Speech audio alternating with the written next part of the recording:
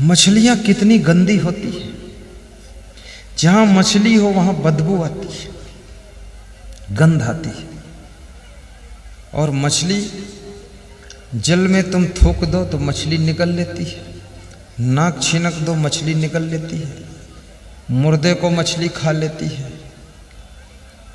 और भाइयों बहनों, मछली कुछ पूछो मत, गोबर भी खाती है, सारी गंदगी खाती है। उस मछली को ये आदमी खा लेता है और फिर कहता है इसमें बड़ी विटामिन प्रोटीन है। विटामिन प्रोटीन तो रहेगी ही, क्योंकि नाक थूक सब खाकर बैठी है। अगर ज़्यादा विटामिन डायरेक्ट चाहिए तो घर में अपनी पत्नी से भी कह दो जो नाक छिनक कर रखे खा लो। तो हाँ, इतनी गंदगी खाते हो फिर विटामिन प्रोटीन बताते हो। कितनी तुम्हें विटामिन चाहिए? हाथी घास खाता है, पेरा खाता है, पत्तों को खाता है। ये बकरा मुर्गा अंडा खाने वाले लोग, इनकी हाथी से कुश्ती करा दी जाए, सूंड में लपेट कर जब फेंकेगा 100 फीट दूर गिरेंगे, सारी प्रोटीन इनकी निकल कर बाहर आ जाएगी। फिर आज के युग में शरीर की ताकत का ज्यादा महत्व नहीं है, बुद्धि की ताकत होनी चाहिए। इसमें ऐसे कितने लोग हैं जिन्होंने रूबरू मुकेश अंबानी को देखा है आमने सामने? कोई देखा है? हाथ उठाओ। मैंने तो नहीं देखा,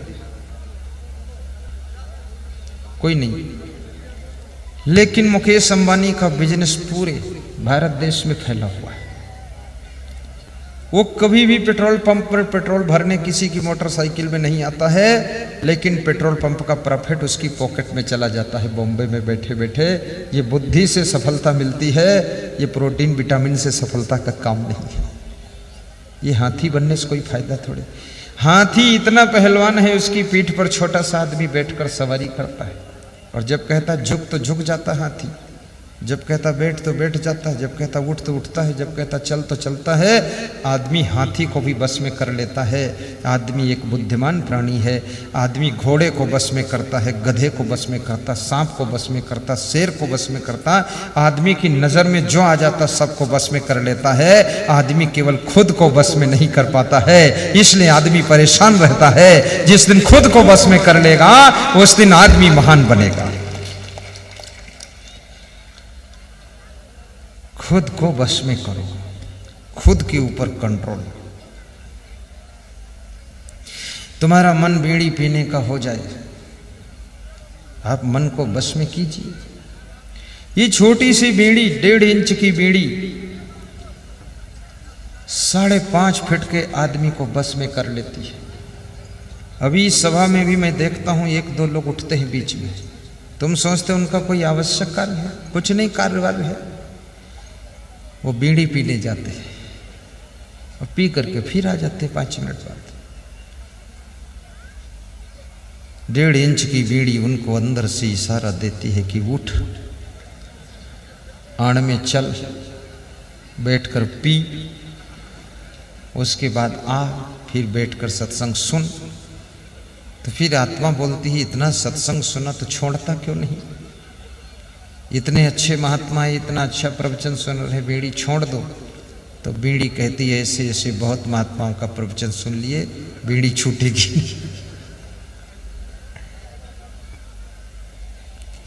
कितने लोग तो बीड़ी इसलिए पीते हैं, कहते हैं पेट में गैस बनती है। तो बीड़ी पीने से पेट फूलता नहीं। कमाल हो गया। कोई जानवर बीड़ी नहीं पीता, उसका पेट नहीं फूलता है। तुम्हारा पेट कोई स्पेशल क्वालिटी का, ये फूलता क्यों है?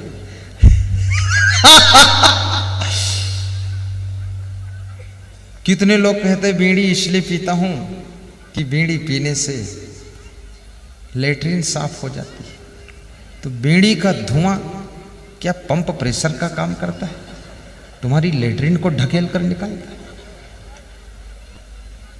बचपन में बीड़ी नहीं पीते थे तब लेटरिन कैसे होती थी?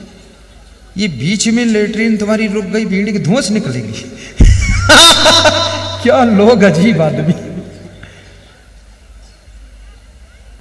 इन सब फालतू आदतों को छोड़ दीजिए।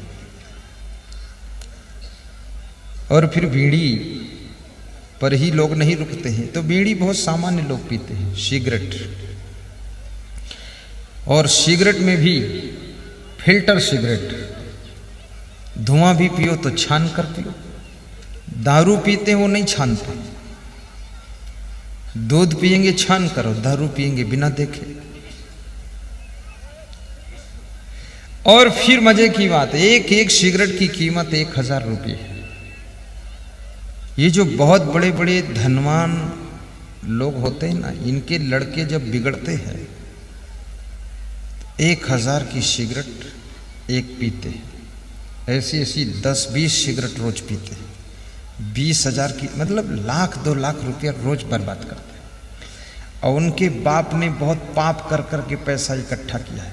वह बाप मूर्ख है जो अपने बेटों के लिए पैसा इकट्ठा करके देता है। वह बाप समझदार है जो अपने बेटों को ज्ञान, भक्ति, सत्संग और संस्कार से जोड़ देता है। वह बाप समझदार है। याद रखना, पैसा बेटों को दोगे बुद्धि बिगड़ जाएगी, वो रावण बन जाएंगे। अगर संस्कार दे दोगे तो आपके बेटे महान भगवान बन जाएंगे। सुखी रहेंगे। संस्कार दीजिए इनको, कैसे जीना, कैसे रहना, क्या खाना।